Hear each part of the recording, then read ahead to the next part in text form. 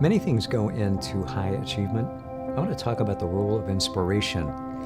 Here's the deal about inspiration. It works in a very intriguing and particular way. If you've got a goal and you are working toward it, when inspiration is introduced, and that is something that deepens your emotional engagement, that gives you a sense that there's a real importance, something about the thing you're doing that is in and of itself of significance and importance, and you feel then the desire, an upwelling within you to do everything you can on behalf of this project or this endpoint that you want to reach, that's inspiration. And here's what researchers have found. They found that inspiration has a powerful effect on what people can achieve, both in teams and individually.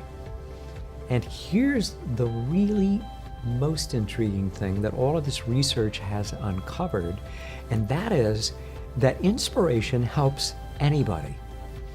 But inspiration helps those who have skills, like accomplished, well-developed skills in the area that they're working. Those people make the most of the inspiration. So it says that being inspired alone is good because inspiration is different from being emotionally high or emotionally excited. There's something enduring about inspiration. If something inspires you, it continues to feed you each time you tune back into it. It's not something that has to do with a particular situation or a particular emotional high or an event where there's a lot of excitement. Most everybody likes to be at an event where there's enthusiasm and excitement, and you even like going to a ball game of some kind and yelling your head off when you know there's no deep significance about it. You just like that process. Inspiration is different from that. It is like a deep sense of maybe even the magnificence of what you're doing, or its importance, or what it can provide to humanity, or at least what it can do aesthetically, like an expression of your skills and your creativity that arrives at being something, a finished product, or a message you have to give to people, or a book you've written, or anything else where you pour yourself into it with a deep desire from the heart to make this thing see its final closure, to realize it in your lifetime or in the span of a project you're working on. And it's this thing about your having more skills. It means that you've got some stuff to work with. You've got knowledge, you've been trained, you've availed yourself of the resources and the mentoring that you can get, and you invest in yourself in that way.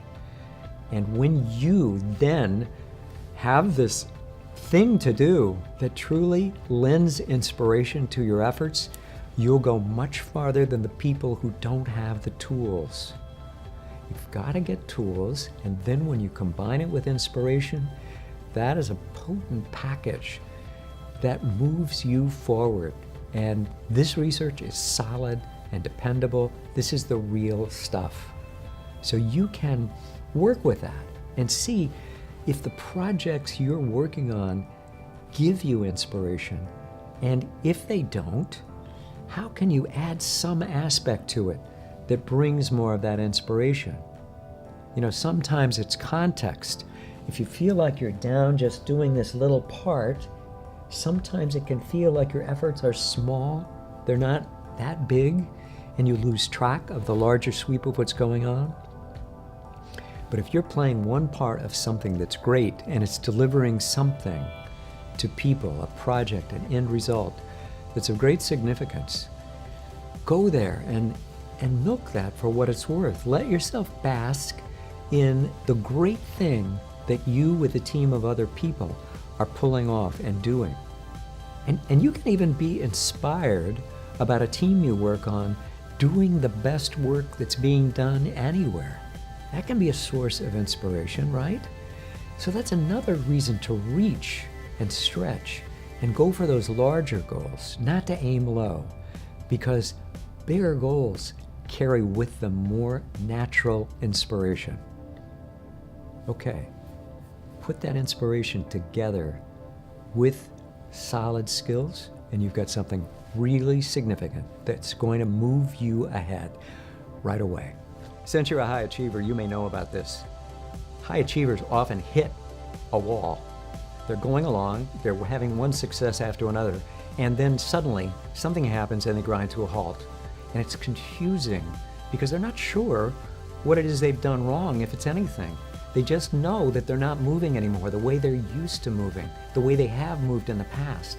If you've run into like what seems like a ceiling over you, and you're kind of in a fog and you're mystified as to what's getting in your way, you can even kind of slide into a swirl of doubts and wonder if you've ever really achieved anything significant at all, and whether any of your amazing achievements that you've done were anything but kind of fronting or a little bit of a fraud.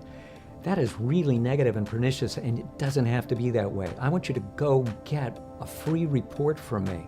Go to drkenchristian.com/breakthrough and receive from me this free report with action steps that are going to tell you exactly what to do now to get you going.